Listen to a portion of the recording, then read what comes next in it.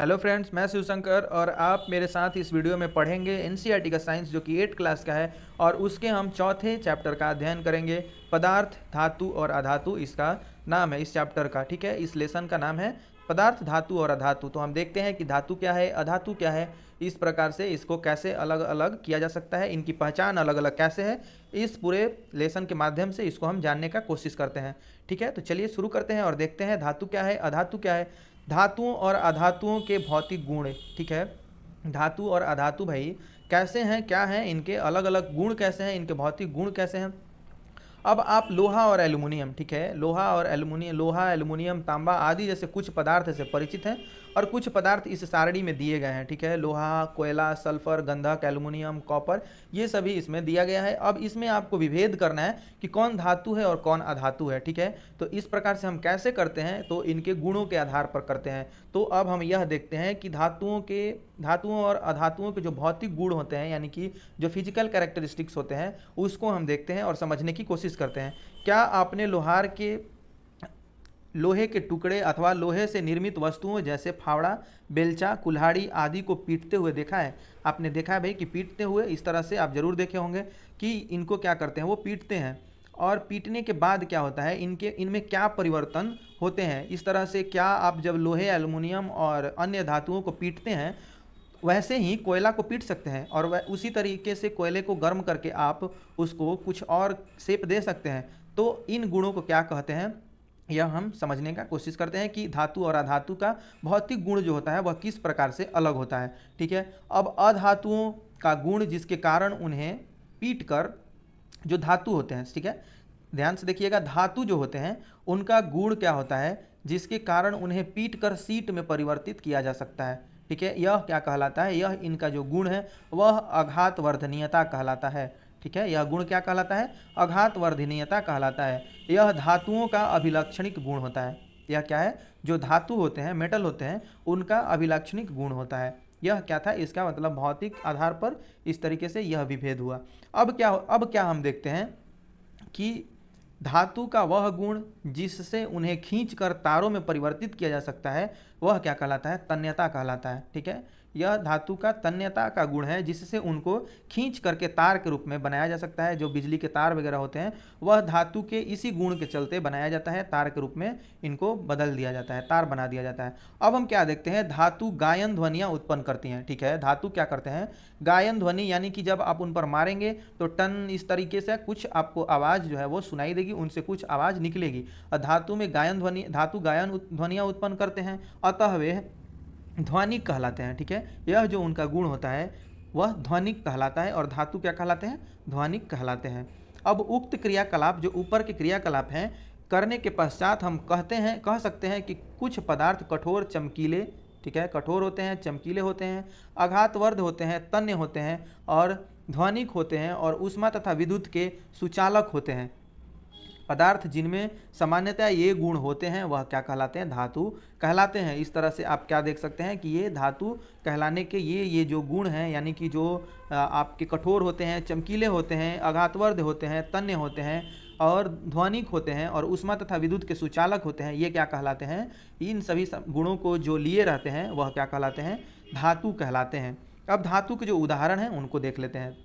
धातु के उदाहरण क्या हैं, तो इसके एग्जाम्पल हैं iron, copper, aluminium, calcium, magnesium, ये सभी धातु के गुण हैं। इसके विपरीत कोयले और सल्फर जैसे पदार्थ नरम हैं तथा दिखने में मलिन हैं। ये हथौड़े के हल्की चोट से टूट कर क्या होते हैं, चूर हो जाते हैं और ध्वनिक नहीं होते हैं। ऊष्मा तथा विद्युत के कुचालक हैं। ये ऊष्मा तथा विद्युत के ये क्या है, कुचालक हैं। ये पदार्थ अधातु कहलाते हैं। ठीक है, अधातु के उदाहरण हैं सल्फर, कार्बन, ऑक्सीजन, फास्फोरस इत्यादि, ये सभी अधातु हैं। ठीक है, अब क्या देखते हैं कि सोडियम और पोटेशियम नरम धातु होते हैं। आप जरूर इसका नोट्स बनाते चलेंगे, मैं बता रहा हूँ, जरूर नोट्स बनाते चलेंगे। और सोडियम और पोटेशियम क्या है, धातु नरम होते हैं। ये सोडियम और पोटेशियम धातु ही हैं लेकिन ये नरम होते हैं और उन्हें चाकू से काटा जा सकता है। मरकरी यानी कि पारा केवल ऐसा धातु है जो कमरे के तापमान पर द्रव अवस्था में पाया जाता है, ये अपवाद हैं। ठीक है, ये सभी क्या है, धातु के अपवाद हैं जो इस तरह से पाए जाते हैं। धातु के क्या है, ये अपवाद हैं। अब क्या हम देखते हैं कि धातुओं और अधातुओं के रासायनिक गुण, ये तो भौतिक गुण थे इनके, ठीक है। अब रासायनिक गुण क्या है धातु और अधातु के, देखते हैं कि ऑक्सीजन से अभिक्रिया, ठीक है, ऑक्सीजन ए है, ऑक्सीजन से अभिक्रिया। आप आयरन में जंग लगने की परिघटना से परिचित हैं, बिल्कुल जानते हैं हम लोग कि लोहे में क्या होता है, जंग लग जाता है।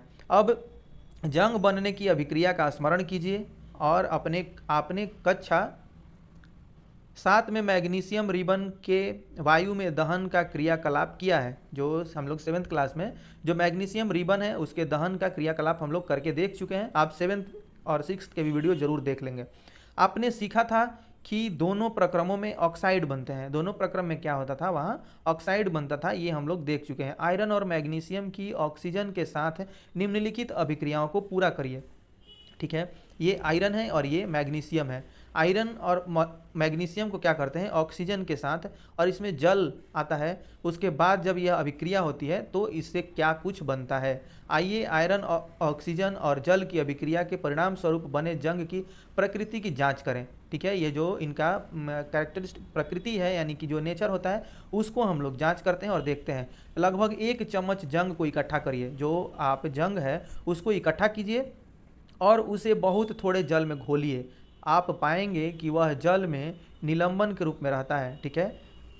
और क्या देखेंगे कि लटकन की अच्छी तरह हिलाइए, जो आप जिस पात्र में उसको लिए हुए हैं उसको अच्छी तरह से हिलाइए। विलयन का परीक्षण क्रमशः लाल और नीले लिटमस पत्रों से करिए। जो आप परीक्षण कर रहे हैं वह लिटमस जो पेपर होता है उससे इसका परीक्षण कीजिए।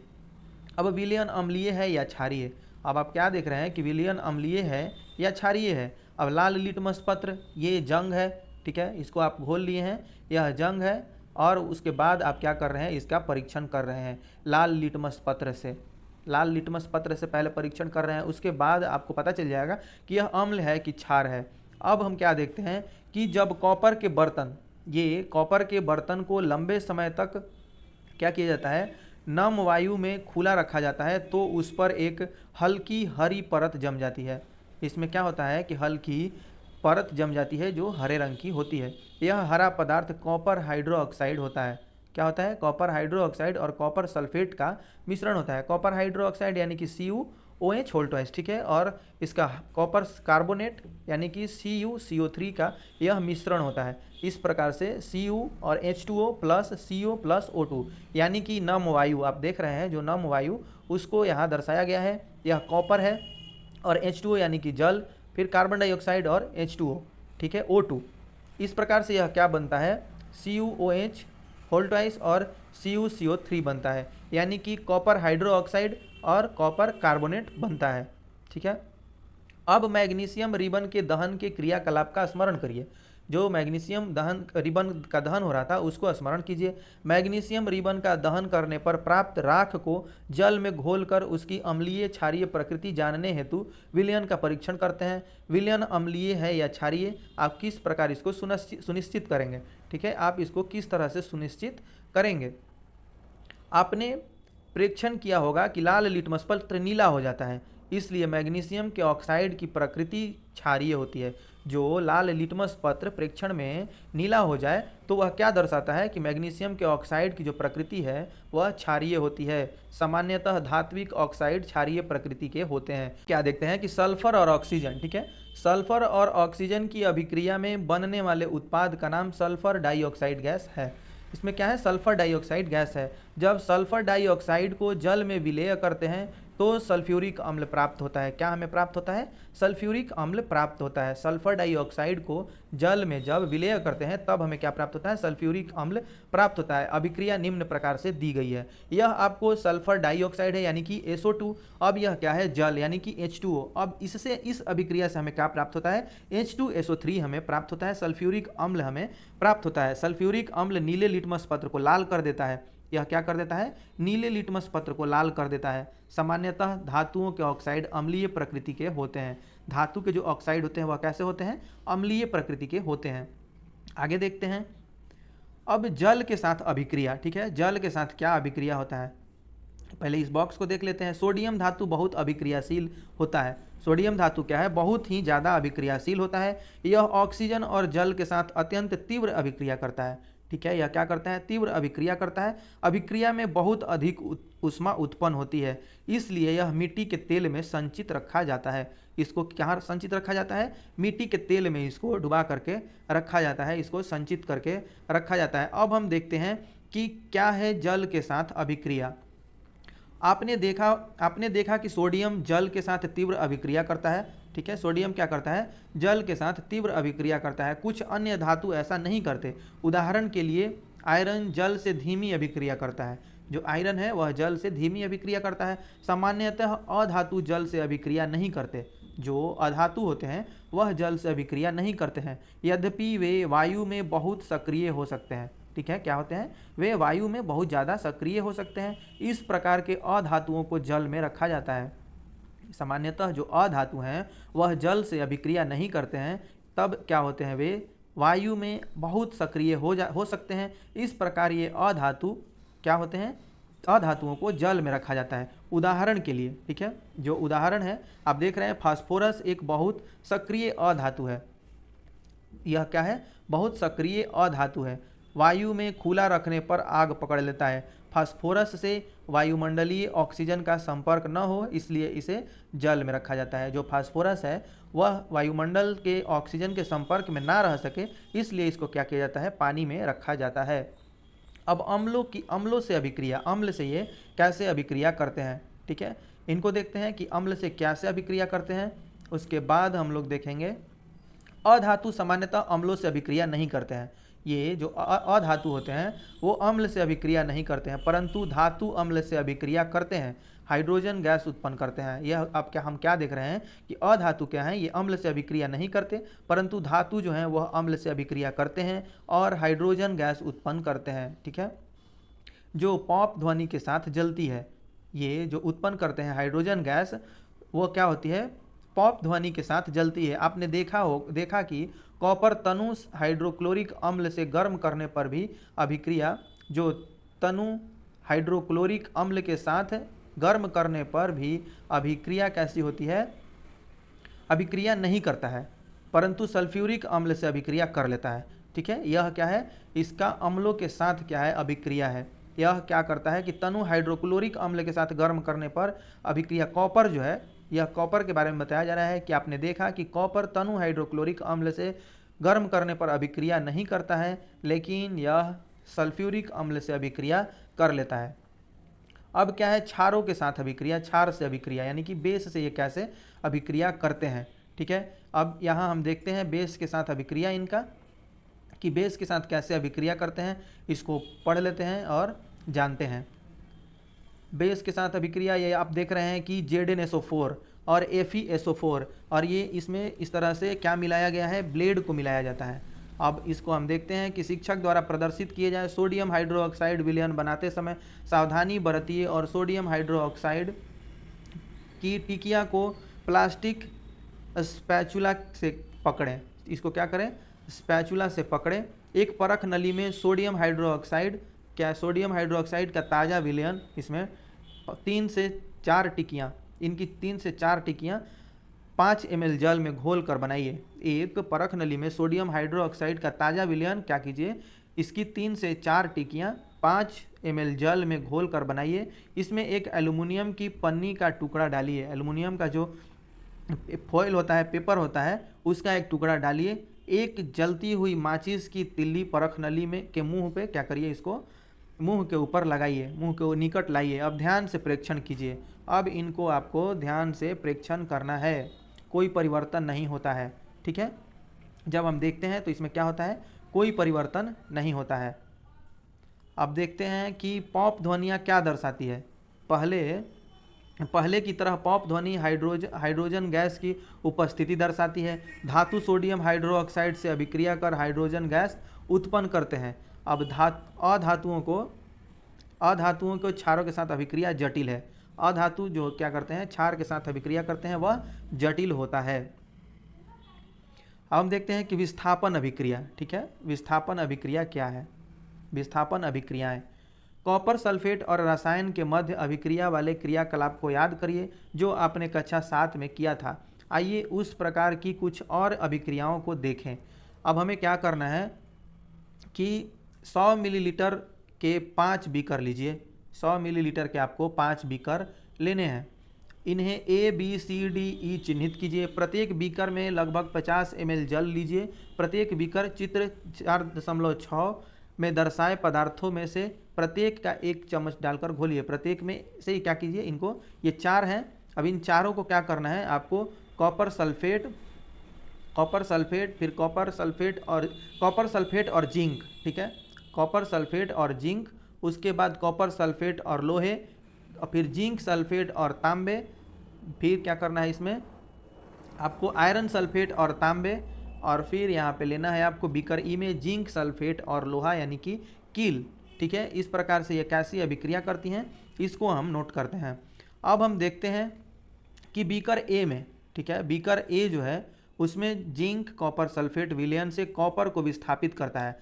जिंक जो है वह कॉपर सल्फेट विलयन से कॉपर को विस्थापित करता है, इसलिए कॉपर सल्फेट का नीला रंग अदृश्य हो जाता है और बीकर के पेंदे पर कॉपर का लाल चूर्ण जमा हो जाता है। अभिक्रिया को निम्न प्रकार से प्रदर्शित किया जा सकता है।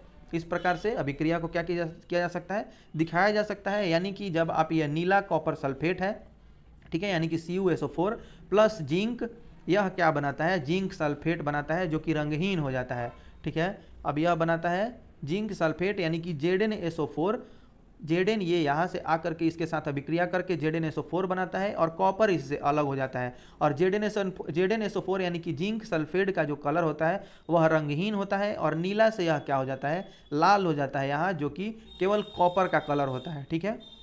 तो आप इसी प्रकार बीकर बी में होने वाली अभिक्रिया, जो बीकर बी है, आप नोट करके बारी बारी से देखेंगे इसको। जो बीकर बी में होने वाली अभिक्रिया, बीकर सी में जिंक कॉपर के ई में आयरन द्वारा विस्थापित हो सकता था, इसी प्रकार बीकर डी में आयरन का विस्थापन कॉपर द्वारा हो सकता था।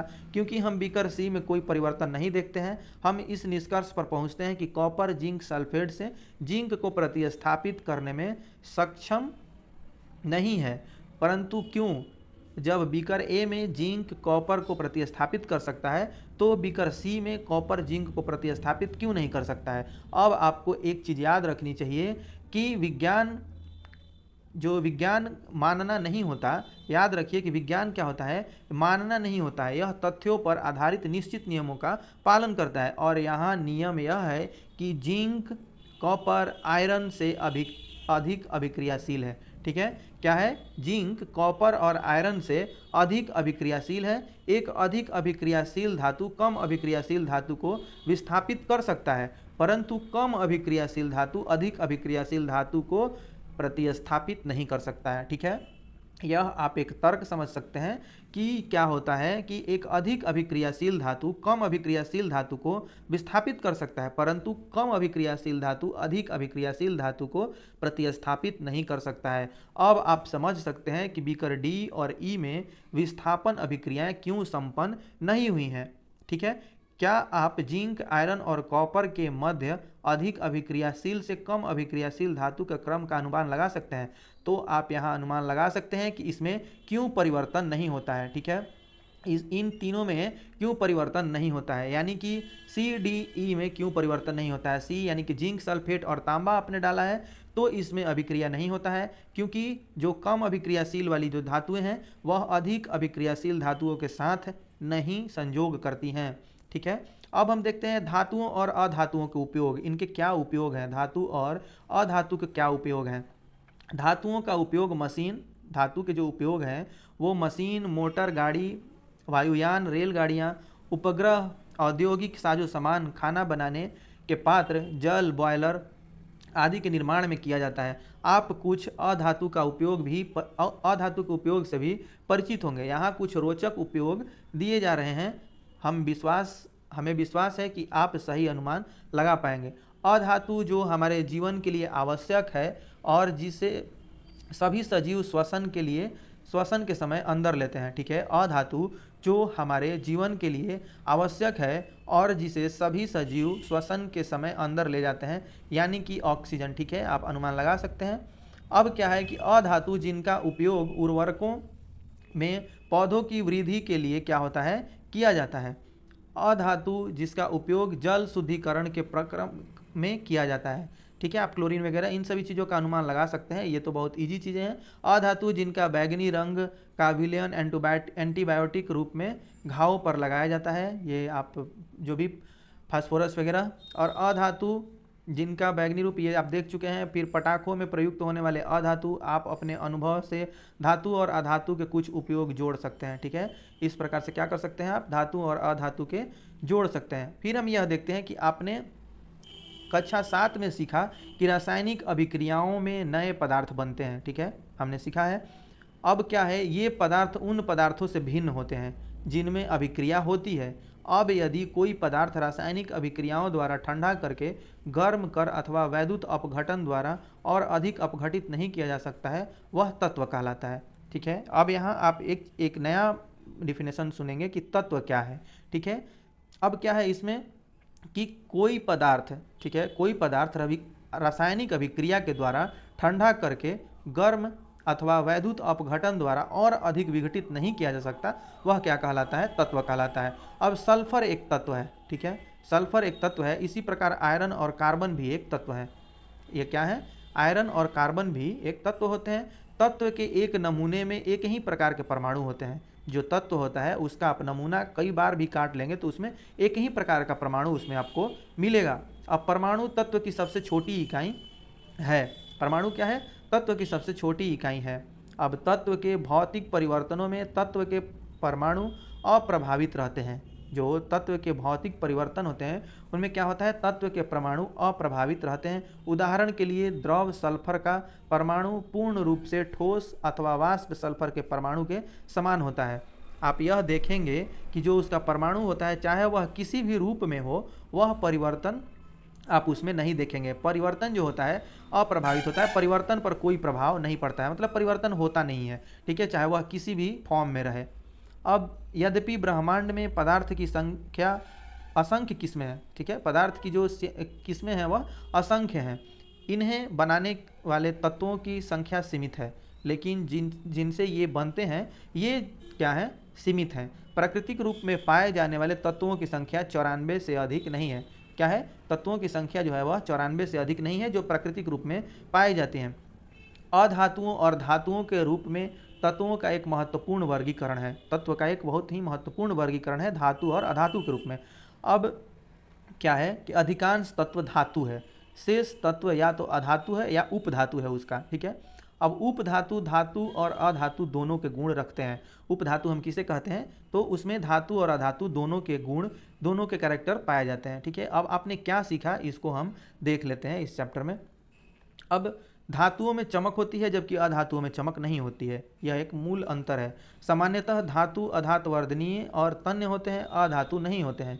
सामान्यतः धातु ऊष्मा और विद्युत के सुचालक होते हैं परंतु अधातु नहीं होते हैं। ठीक है, अधातु इसके सुचालक नहीं होते हैं। अब क्या है, दहन करने पर धातु ऑक्सीजन से अभिक्रिया कर धातु ऑक्साइड बनाते हैं जो क्षारीय प्रकृति के होते हैं।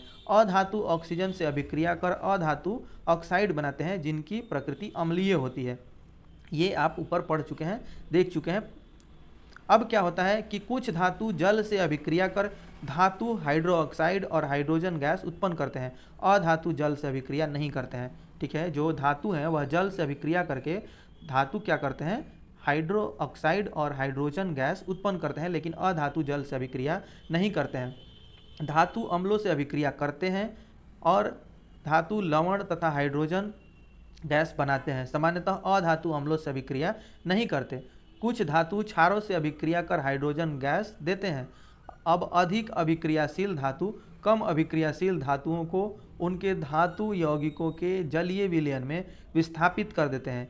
अब धातु और अधातुओं का दैनिक जीवन में व्यापक उपयोग होता है। यह हम जानते हैं कि इनका बहुत ही व्यापक उपयोग होता है। और यह हमारा जो चैप्टर है वह समाप्त हो चुका है।